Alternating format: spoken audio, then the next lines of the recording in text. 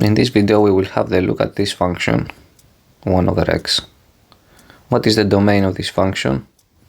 So x, because it's in the denominator, should be different from 0. So it's all the numbers represented in the real line except the value of 0. Or you can write it like this.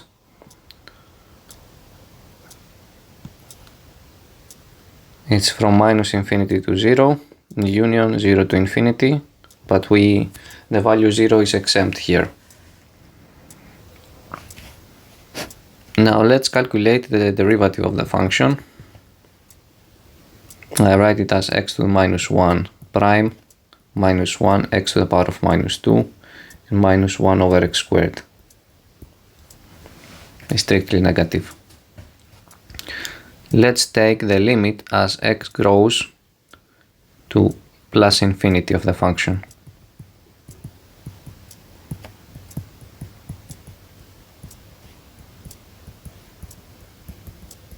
This goes to 0.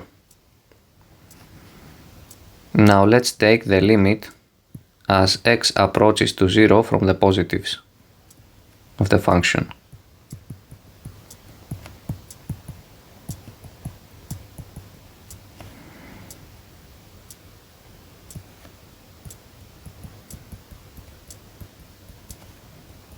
It goes to plus infinity. Let's take the limit as x approaches 0 from the negatives now. The limit as x approaches 0 from the negatives is minus infinity. And let's take the limit as x approaches to minus infinity of the function.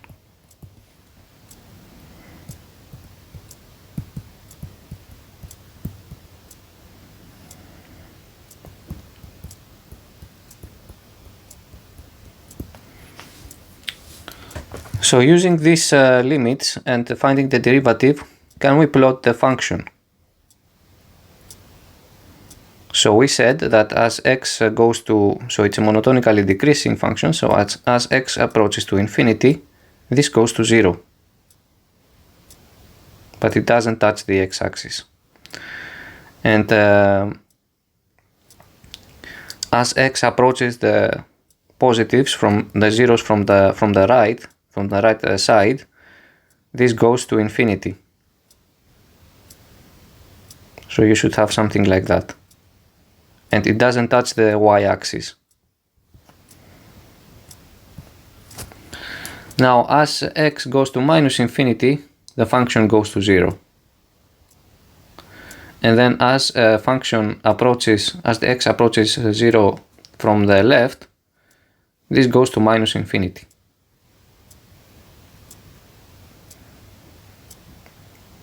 And that's my function here. It's a really interesting function. And you can represent inverse proportion problems for x positive. If you take this, the first quadrant of the, if you take the first quadrant of the coordinate system and you define the function only for x strictly positive values, because we cannot give the value 0, then you can end up with inverse proportion problems.